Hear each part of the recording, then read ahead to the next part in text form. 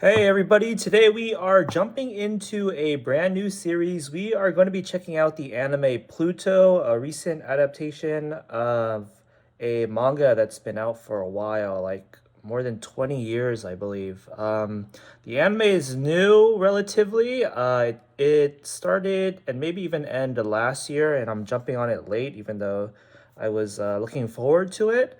So this show, before we jump into it, I'm gonna bore you with some context and my expectations before we go into it. This is a manga that's written by Naoki Urasawa, who's a really prolific manga artist. I actually haven't seen any of his stuff, even though he has some pretty mainstream stuff like Monster, which is a really recommended anime that I haven't seen yet.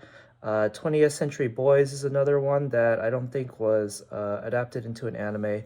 A decent amount of his stuff hasn't been adapted into an anime for some reason, even though he's such a respected figure in the industry. I've known about him since basically high school. I don't want to age myself or date myself here, but that was a long time ago. And I had a friend who was really into his stuff, but I just never got the chance to check it out myself.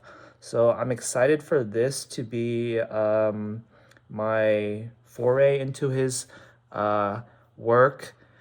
Little interesting trivia here. The South Korean filmmaker Bong Joon-ho, I hope I'm pronouncing that correctly, the director of Parasite and a bunch of other good stuff like The Host and Snowpiercer and stuff. He once called this guy the greatest storyteller of our time. So that's really high praise.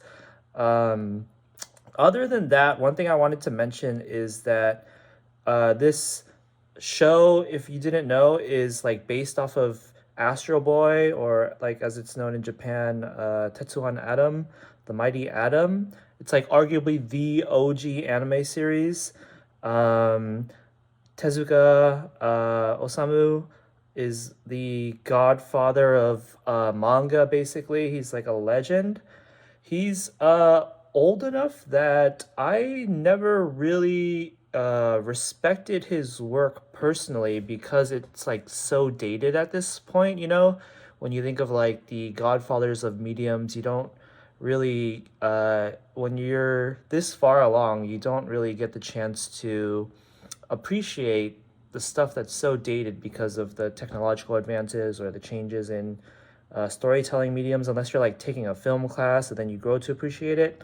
So yeah, I never really appreciated Tezuka's stuff, but I recently coincidentally kind of got put onto his stuff when I was leaving my TV on. I got a smart TV for like the first time in my life recently, and they would have the channels for free that play anime 24/7. So I would leave that in the background, and then some of his stuff would come on.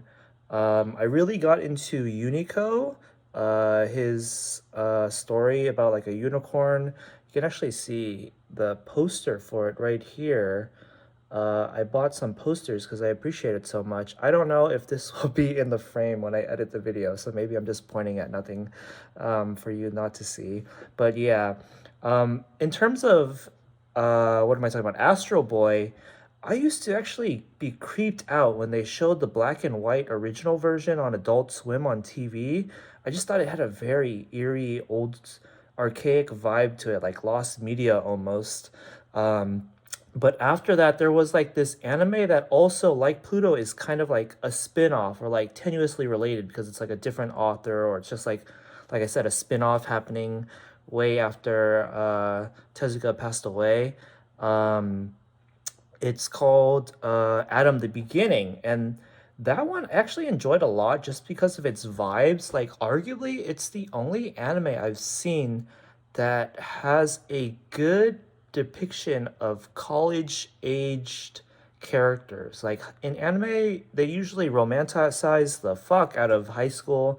Everybody's so keen on telling high school, like, springtime of youth stories, but college years get so overlooked. Maybe it's because of the culture, in terms of not all Japanese people going to college. That's not to say that in America here, where I'm from, everybody goes to college either, but there is kind of a different culture where like people aren't expected to go to college. They can just kind of go into the family business, or they could do just go straight to work, into the work world. But I really liked Adam in the beginning, and I watched that when it first came out. Like, it's pretty old at this point.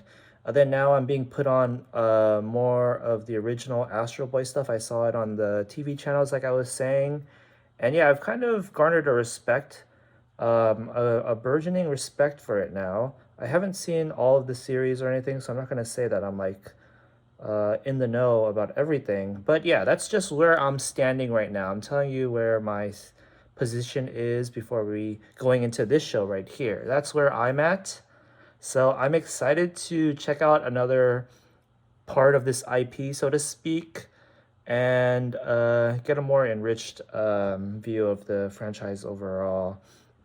It's like interesting to think about how good this story can be when it's like this kind of like guest writer making a spin-off kind of.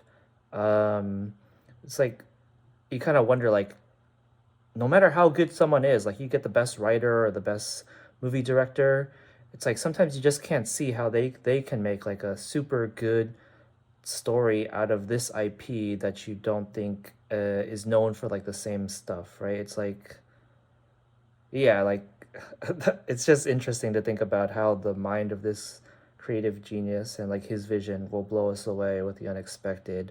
So we're almost ready to jump right into it. I'm just gonna read a little bit more of the Wikipedia page to see if there's anything interesting to point out. I do remember that it is kind of reinterpreted into like a kind of murder mystery. So I'm not going to spoil myself any more than that. That's what we'll stick with. So I'm going to open it up now. Episode 1. Make sure the so this episode is more than an hour long. So this is interesting. I respect this production for being unorthodox and unlike the rest of anime, and like going with the 1 hour episode length, so then this premiere being even more than an hour. All right, time to shut up about the prelogue, and I am pressing play. Ooh, pretty high production values, it seems like, right off the start. So right off the bat, I'm like just trying to find the first connect to the main Astro Boy series, like what character is going to be the one to connect this to the main universe, even though that's not like necessarily necessary.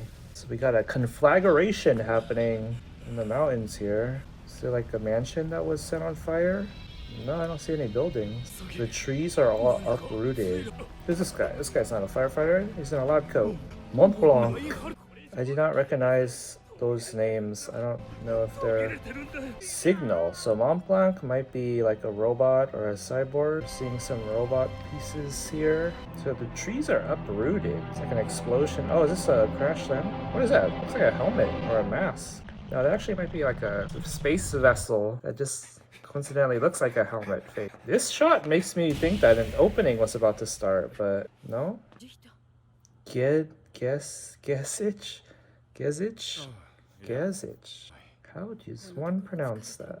This guy is quite fit and toned. Is it safe to assume that he's like a soldier or something? That is a big fire. Swiss Forestry Service? Oh, that was his head. Yeah, so it was like a helmet. Mountain Guide Robot. He slightly looks like the robots in La Puta, Castle in the Sky. This guy, does he hate robots or something? He's looking pretty... Ooh, the world with like telepathy comms devices? Or is he just... There's no earpiece on him. Hey, don't neglect your wife, man! What is on their kitchen counter? It's like a huge microwave or something. That should look huge. So is he a detective? Ooh, fancy. Oh, that was German? His name is German, right, too? Robot rights protection laws. Oh, Europol. Show him that badge. Ooh, are those sticking out of his head, or is his head just smashed into that thing?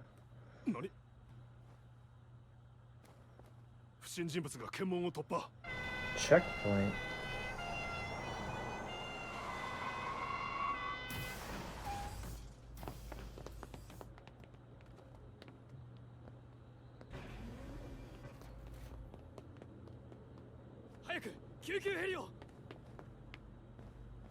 Why would they move to this crime, though, without, like, any indication that it's related to the crime they were just investigating? Like, isn't this Europol guy assigned to that specific case, not this one? He just, like, followed them to a... Well, I guess it could be a general crime scene, I guess. And they have reason to believe this is related. Oh, he's got a foot! Does this guy have, like, technological advancements installed into his body? That was a superhuman feat just now, wasn't it? Oh, what the fuck? Okay, this guy's next level. Quite literally, the next level of humankind. Oh, he's holding his own hand. I was about to say, it's kind of funny that he has to use a gun. Something about the animation in that transformation sequence and just now, it's like almost feels rotoscoped or something. Oh, this guy's a robot. Okay, I guess I kind of should have seen that coming. Oh, so is his wife a robot too? Okay, so robots are not just tools in this society. They have rights, like they already kind of hinted at or explicitly said. I just didn't take at face value. I should have seen that coming because I have checked out some of Tezuka's sci-fi series, and it's very normal for him to depict a society where robots live amongst humans and have rights.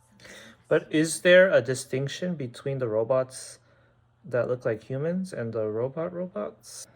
Or is it more like that's not a distinction at all? But if they have to advocate for robot rights and laws still, then that means robots aren't like completely integrated into society as equals. So does this take place in, is it Switzerland? I'm not good at geography. Fucking robots that are veterans, poets, tour guides. Oh, is this the Professor Reinhardt? I wasn't even paying attention to his face. Yeah, that's Reinhardt. So he created Mont Blanc? Oh, chill, man. He looks kind of scary if I'm being honest. That's the same shot we saw before. Is he having like consciousness issues? This guy kind of sounds and looks like Tucker from Full Metal Alchemist. So is he like supposed to be like the most human robot ever? But it seems like this world has like so many different professor type characters that could like perhaps be doing their own personal experiments on their own. So maybe this guy is just like creating his own personal robot that's super human-esque. So he just confirmed that Gesich or whatever has been assigned multiple cases. Or is he even on the Mont Blanc case? He just showed up to the memorial site, right? He wasn't at the explosion area. So they say humans, but like, so if you're a robot, you have no way of leaving behind any traces because they're like metal and shit. But even him, when he has hair and like maybe skin and fingerprints, I don't know. Does he? I wonder if there will be a Japan mini arc. エキゾチックで日本か妻に話してみますところでゲジ人 Gesich. Yeah, I literally just saw it when I was in there and you were evaluating me. Dreams generated by artificial intelligence. So is it safe to assume that Gesich has a creator? Every robot does? And is it this guy or not? Or are they like kind of like more... Because in Astro Boy kind of gets me used to the idea that like each robot is personally created by as like some kind of scientist or professor out of their own personal intent, not so much as like mass produced by companies, but there probably are ones that are, right? Like these ones that have jobs. But even this one that died had a wife that he felt for. Is this Robbie or whatever his name is? Damn, just throw it away afterward. Yeah, Robbie. So was Robbie mass produced? But even mass produced robots get wives and family lives? Ooh, don't say it like that, bro. I'm a robot. Does he know? Do the regular people know this guy's a robot upon first encounter impression? Ooh, whoa. Also, how do they have children? Oh, this is gonna be a clue for him. Like, couldn't he have put that in himself to easier solve the case? Yeah, like, why couldn't he have just done this himself? Or why didn't he think to do that? invasion of privacy, perhaps? But it didn't seem like the police care about respecting him because they were just gonna throw away his body as junk. I should have no problem using his memories to solve the. Oh, it's gonna no, why would it shoot him? We saw him alive, unarmed. Oh. Someone fucking sky glided out of the scene. It's like hang gliding or some shit. This show kind of reminds me of Lupin because of the music. It's got this like mature jazzy vibe to it. Mont Blanc! This looks like some top secret government type of building. Those are a lot of sensors. Oh? Okay, so regular people wouldn't be able to tell just by looking at him. This guy's special. He's literally built different. He's quite literally. Who is this Hannibal Lecter type figure? Just his electromagnetic waves can fuck with other robots. Look at this robot. He knows swagger. He's just walking around with one hand in his pocket. He knows the ways of the human swag. I'm trying to think of a robot pun for Hannibal Lecter. Name this guy. Give him a nickname. Whoa. What kind of weapon is that? Looks like a... What do they use in jousting? Ooh, the most advanced detective robot. There we go. Oh, so he's the last case of a robot killing a human. It almost seems paradoxical to have artificial intelligence that you think could forever be limited or like inhibited by any kind of set rule. It's like almost the nature of intelligence is to continually learn, change your perspective, and grow and change. Yeah, change. Greek, it's funny they mentioned Greek mythology. Oh, there we go. I did not make that connect. It's kind of funny that he bothered to even give the Roman version of the name. Like, what was even the point of that? Just to sell us on the title. Ooh, this is interesting. So they were among the most advanced robots, and there's 6 more. It's kind of got like a Cyborg 009 feel to it now. What is this? A robot? Meant to look like an animal? Like I was saying earlier, though, it's interesting that they make the Greek mythology connection, because wasn't there a currency named after Zeus or something? Only 6 more. Unless I was reading those subtitles wrong. 6 more such advanced robot. Then Mont Blanc is one of them, but he doesn't necessarily have to look human-esque to be advanced. You can't trust any new character we see now. Even if they look human. This is a robot! Are you a robot? This is a robot referring to people as sir? What? What is this scary figure? He doesn't even know who this is? What? In the Griffiths from Berserk? Looking motherfucker? Oh, so he was in the same war as Mont Blanc. So do they repurpose robots for different jobs? Why wouldn't they just mass produce butler type robot? Or I guess I'm thinking of it wrong, because if robots have rights and families, then he probably took this job based off his individual choice. Like how his arm goes all the way down to his crotch area. This dude's gotta be one of the 6. Okay, old man. Ooh, that's harsh, man. Oh wow, this guy is cranky. Stop enabling stereotypes, old man. This guy's a dick. Oh, don't you touch my piano. Hey, this ain't in your job description, buddy. Ooh, burn. Why do you have them out then, so readily available? This guy is stubborn. Cranky, stubborn.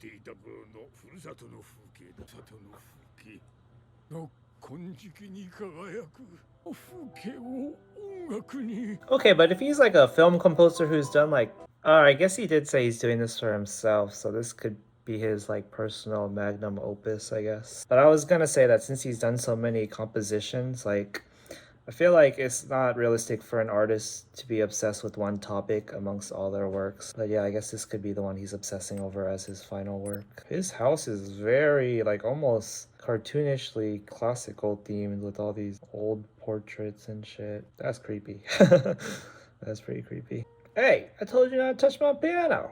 Yo, I would be scared if a robot kept apologizing for something but kept doing it. I'd be like, dude, this guy's gonna kill me. He's such a true musician that he turns his moaning and horrified sounds into music as well. What did I just tell you? Oh, you're fired. I'm not gonna lie, even if this robot was a person, I would probably consider his behavior so far as coming on too strong. Dude, this robot does not give a fuck about his orders. This is actually good. This is pretty funny. He's basically gonna hold this old man hostage and force him to teach him to play piano, like going full like Kathy Bates in Misery. He's like an obsessed fan too. I took this job so that I could control you. Oh, what's this childhood memory? Is it a traumatic one? Looks like it. Dude had to wear glasses since he was young. Was his family affected by the war? How long ago was the war? Hello. Yes, been standing over you since midnight. Dude, fucking creepy, dude. Motherfucker.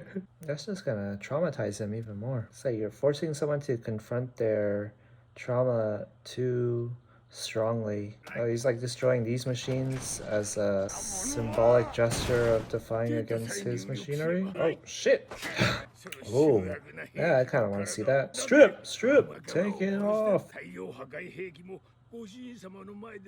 No, it's not. He's been playing your piano despite you commanding him. Is this going to be like a misunderstanding on his behalf? I wonder if his mom is still alive. Or no, she probably isn't because of how old he is, but I wonder if we see what happened to her after this at least.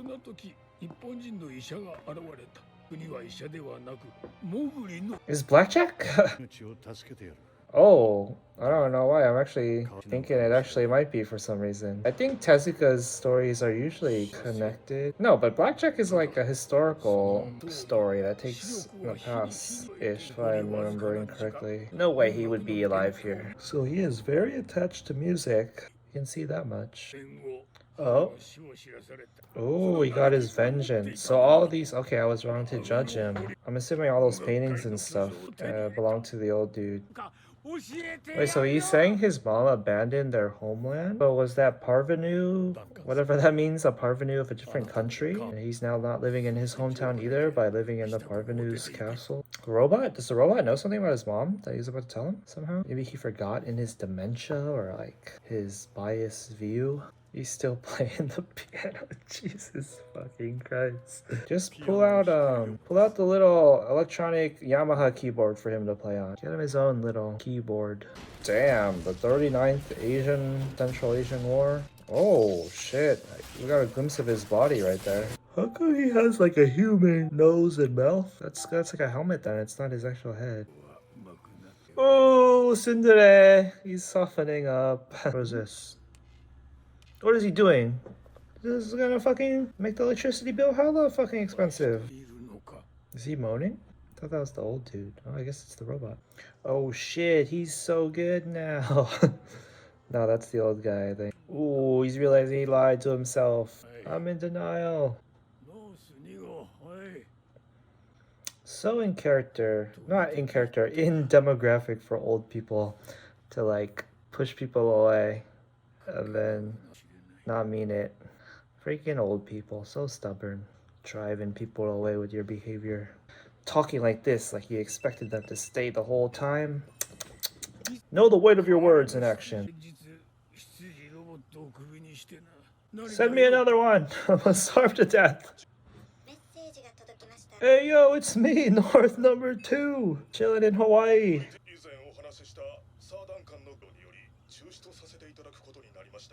Why? Didn't even give us a reason? Various circumstances? It's like he got canceled or something and they didn't want to be associated with his name. North number 2 must have broadcasted the abuse that he put him through on his TikTok. Damn, he's really hung up on his interactions with North number 2, man. Such an old pranky guy. But I guess it's like his only human, or not human, but any kind of interaction he's had, given his lifestyle. How the fuck does he manage this estate? Does the butler have to do every single thing? This has been an interesting POV change for this first episode. Like, we still don't really know how this is really relevant to what we saw in the first half, other than, I'm assuming, North number 2 being one of the 6 advanced robots. The animation on him playing these keys too, like I said earlier, it almost feels like it's rotoscoped or 3D or something. Alright, is he gonna remember something important? To vindicate his mother's pride? Humanity? She looks tired. He's holding a suitcase, which means she is packed to go. Was she sick and didn't want him to experience her dying? She looks pretty apathetic right there, though, I'm not gonna lie. So he was literally like chasing after her when she abandoned him? How did she stop him from just following her? Yo, I'm back! There he goes again. Oh, he found out more about his mom. Damn, that is efficient fucking work. Bro, you've been obsessing over it though. Tens of thousands. Dude was going ham on the battlefield. Oh no, it's gonna be his mom? Was she singing? For money? Oh! She was singing to raise money to fund his education.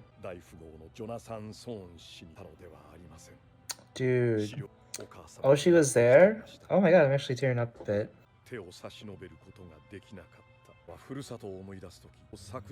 Oh, here we go. The fragment.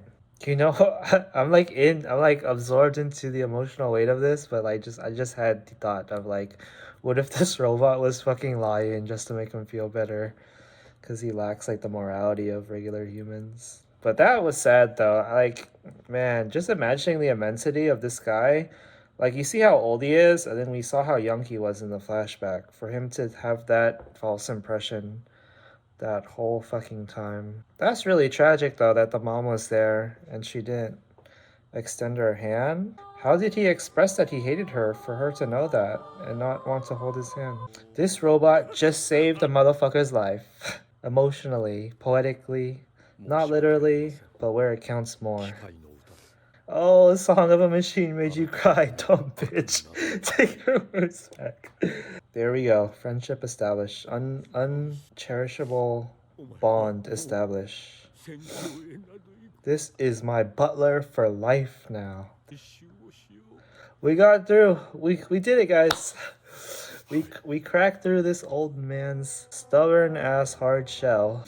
All it took was flying jet speed to Bohemia, researching his entire life.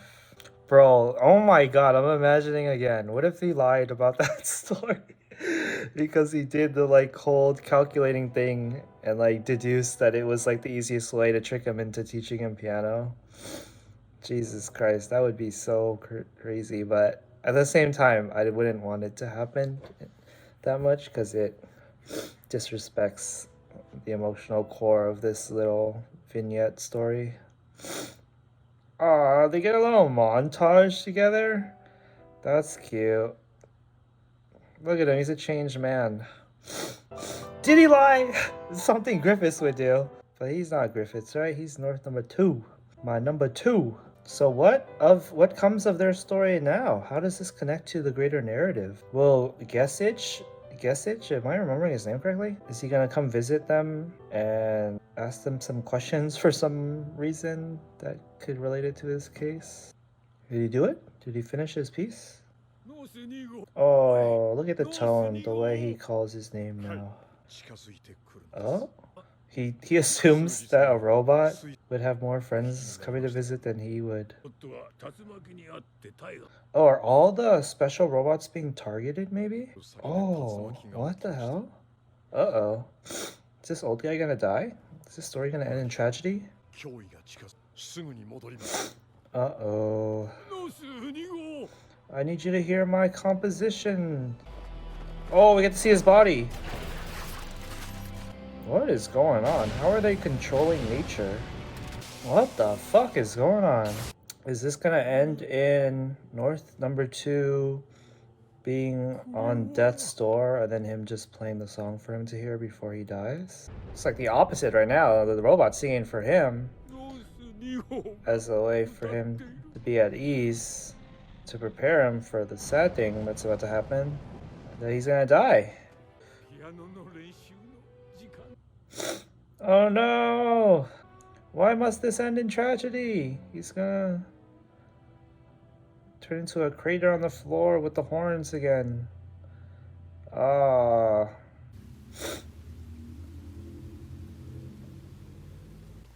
So something is targeting all of the advanced robots. And it's like almost fatalistic that the one investigating the case is also one of these advanced robots. It's almost like he doesn't even have to do any casework because the bad guy will inevitably come after him too, from what we're seeing. Oh, is this the kid, the boy that I see on the key visuals that seems like he's the main character? Totally forgot about him.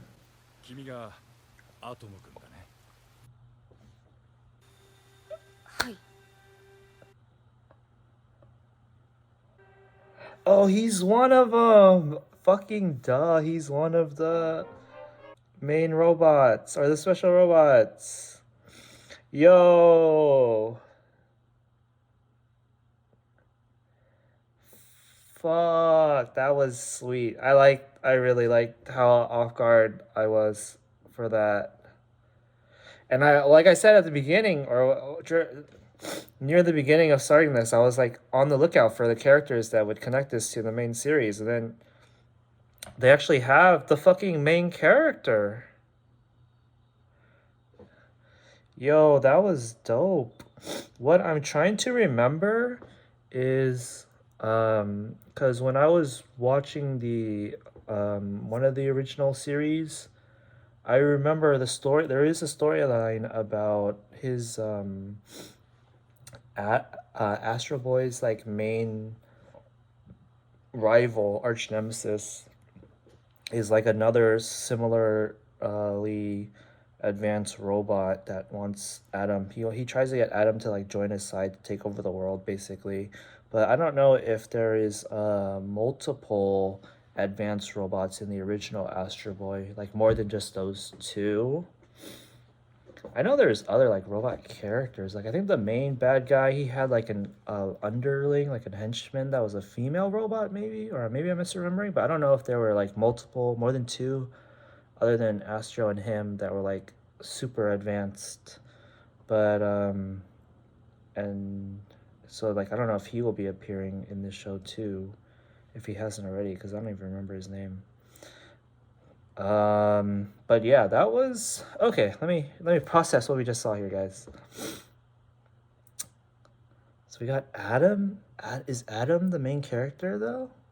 He might not be. I feel like just because of how prestigious this writer is, and this is like a spin-off, I think like the more artistic thing to do would be to have Gesich still be the main character, and then have Adam, the main character of the main franchise, just kind of be a supporting, not even supporting, but just like used in an artful way that just like references the main series but doesn't put the limelight on him, you know? But in terms of what we saw with Gesich and North number 2 and the old guy Duncan, it's pretty interesting so far. I did almost tear up at the backstory, the reveal of his mom. But I wouldn't really say it like in writing or like objectively, it like really blew me away in terms of how emotional that story was. I do like Gesich a bit. I don't know. He's not blowing me away either. He's got an interesting character setup, being a robot. That was a nice reveal. How he's like one of the most advanced, and he's pretty powerful, and he's having these dreams and stuff, and they kind of go into like the Asimov kind of laws and robot integration into society and stuff. I'll say that I think it's suitable that this story is kind of more of like a slow burn type of thing. So even if I might not think that what we saw justified like a more than an hour time length for just one episode, if it can build up and contribute to the highs of the overall story, then it will be worth it. And I have to say that I actually was pretty impressed that they were able to completely tell a fleshed out story with Duncan and North number two. Like from the we got the beginning where they meet for the first time, their first impressions of each other, and then the whole development going from hating North number two to like North number two becoming his most cherished other existence slash entity on the world in the world basically. And then apparently we even got the end of their story where they say goodbye to each other, tragically enough. Um, so yeah, that happened. So we have how many murders? We have Mont Blanc got murdered. That's one of the special ones. Some other people got murdered, but they're not one of the special robots. Then we end with North number two probably dead now as well, victimized by the same person. Then at the same time, Gesich didn't reach out to him in time, but he went to go uh, meet with Adam first. And then Gesich himself is also apparently one of the most advanced robots. So that's already four. I think they said there were six more beyond Mont Blanc. And maybe even beyond Gesich himself? I'm not sure. But like I don't think this is the type of story. Like this isn't some like shonen battle adventure where like we're like obligated, or the story is obligated to like show us them meeting every single one of these like strong characters eventually on their journey or whatever. So it might not even go into all of them, but it was a cool concept to garner some intrigue, some lasting intrigue. So yeah, those are my thoughts on this episode. It didn't quite blow me away yet, but I can acknowledge a slow burn show can be even better with time. So we'll check out the next episode. I think we'll definitely react to the next one as well, at least. Then we'll see where it goes from there. If we kind of, I'll definitely finish the show out, but just we'll see if it's something that I finish while reacting to it. So yeah, thanks for watching, guys, and I'll see you next time. Peace out.